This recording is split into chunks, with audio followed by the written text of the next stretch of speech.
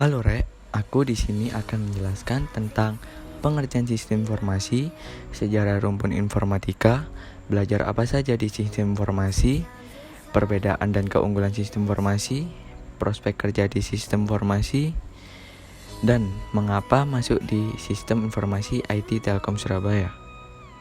Oke, yang pertama saya akan menjelaskan tentang pengertian informasi.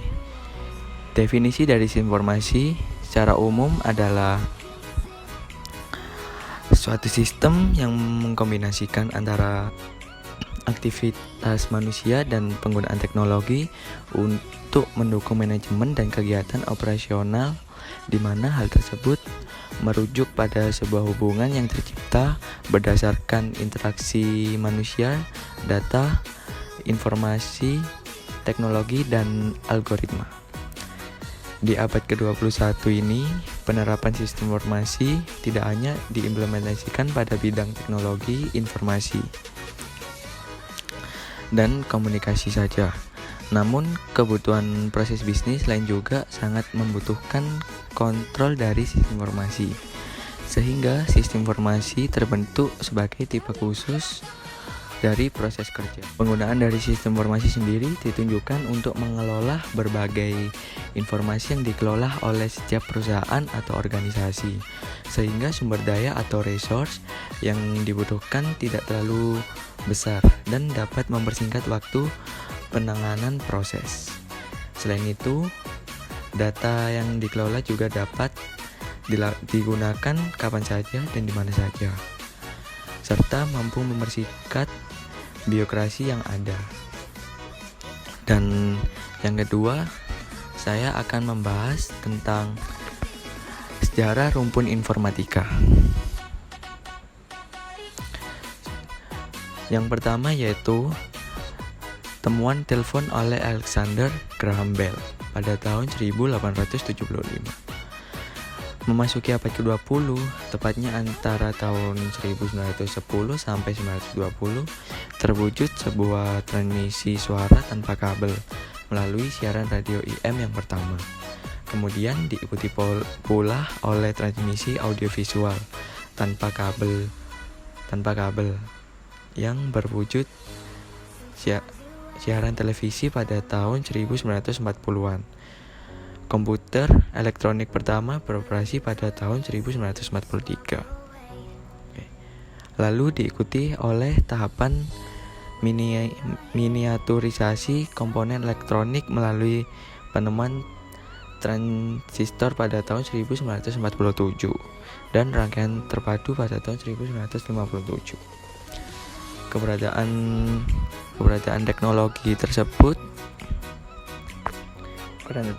teknologi tersebut yaitu komunikasi secara dramatis mempengaruhi kemajuan ilmu pengetahuan dan teknologi. Penerapan teknologi ini telah merambah ke berbagai sektor yang ada, yaitu sektor pendidikan, kesehatan, sosial, pemerintahan, ekonomi, bisnis, dan industri. Telah memanfaatkan kemajuan teknologi komputasi untuk berbagai kebutuhannya. Saat ini, kebutuhan masyarakat terhadap teknologi ini semakin hari semakin besar. Selain kebutuhan yang bersifat personal, pemanfaat teknologi ini di dunia bisnis dan industri juga sangat besar. Berbagai jenis bisnis dan industri mulai dari skala kecil hingga skala besar telah memanfaatkan keberadaan teknologi ini. Sebelum memilih untuk menitis karir di bidang komunikasi, ada baiknya mengenal lebih jauh tentang rumpun ilmu pengetahuan dan teknologi. Apa saja yang mendukung perkembangan dan pengembangan di bidang keilmuan ini? Oke, yang ketiga, kita lanjut belajar apa saja di sistem informasi. Di semester pertama, kita akan diberitahu tentang sistem informasi mengenai pengetahuan umum dan pengetahuan dasar. Dan yang kedua, kita akan mendapatkan mata kuliah tentang wawasan teknologi dan komunikasi ilmiah algoritma dan struktur data, bahasa Inggris, pengantar sistem operasi, arsitektur SI atau TI, perusahaan kepemimpinan, dan keterampilan internasional. Semester ketiga kita akan mendapatkan mata kuliah statistika, desain manajemen proses bisnis, desain manajemen jaringan komputer, dasar-dasar pembangunan perangkat lunak, pengantar basis data, dan pemrograman berorientasi objek. Sedangkan untuk semester keempat kita akan mendapatkan mata kuliah analisis dan desain perangkat lunak, interaksi manusia dan komputer, keamanan aset informasi, desain basis data, serta pemrograman berbasis web. Dan semester kelima kita akan mendapatkan mata kuliah konstruksi dan pengujian perangkat lunak, manajemen proyek TI, riset operasi, simulasi sistem, perencanaan sumber daya perusahaan, dan manajemen layanan TI. Oke, kita lanjut tentang pembahasan perbedaan dan keunggulan sistem informasi. Yang pertama, sistem informasi adalah aplikasi komputer untuk mendukung operasi dari suatu organisasi, operasi, instalasi, dan perawatan komputer, perangkat lunak, dan data. Dan yang kedua, sistem informasi adalah sekumpulan perangkat keras, perangkat lunak, penggunaan prosedur, dan aturan yang diorganisasikan secara integral dan untuk mengelola data menjadi informasi yang bermanfaat untuk memecahkan masalah dan mengambil keputusan.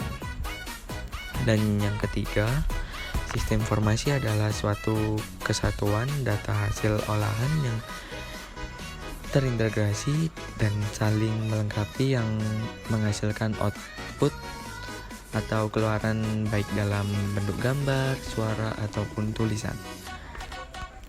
Terus yang keempat, lebih berfokus pada pemahaman dalam pengembangan dan juga maintenance sistem informasi.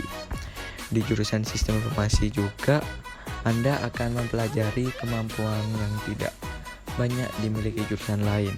Di antaranya kemampuan untuk mendefinisikan serta menganalisis kebutuhan sistem informasi di dalam sebuah organisasi. Oke, kita akan membahas prospek kerja sistem informasi. Apa saja prospek kerja di dalam prodi sistem informasi tersebut? Oke, kita akan jelaskan bersama-sama. Perlu kamu ketahui lebih dahulu bahwa pekerjaan di bidang sistem informasi tersebut tergolong pekerjaan dengan bayaran tertinggi dan paling dibutuhkan hingga 10 tahun ke depan. Pilihan karirnya pun sangat bervariasi, seperti analistik, komputer sistem, administrator, IT manager, dan web developer, data science, informasi sistem manajemen, software developer, informasi security analis, dan serta aplikasi analis.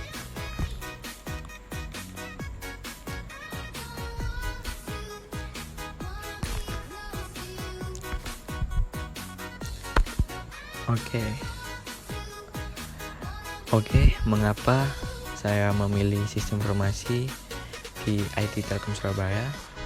Karena yang pertama, prospek kerjanya sangat luas sekali, terutama di bidang IT, yang membuat saya tertarik terjun ke dunia IT dan memilih IT Telkom Surabaya karena IT Telkom Surabaya menciptakan generasi yang siap kerja dan universitas yang berbasis IT. Oke, sekian begitu saja penjelasan tentang sistem informasi kali ini. Bye.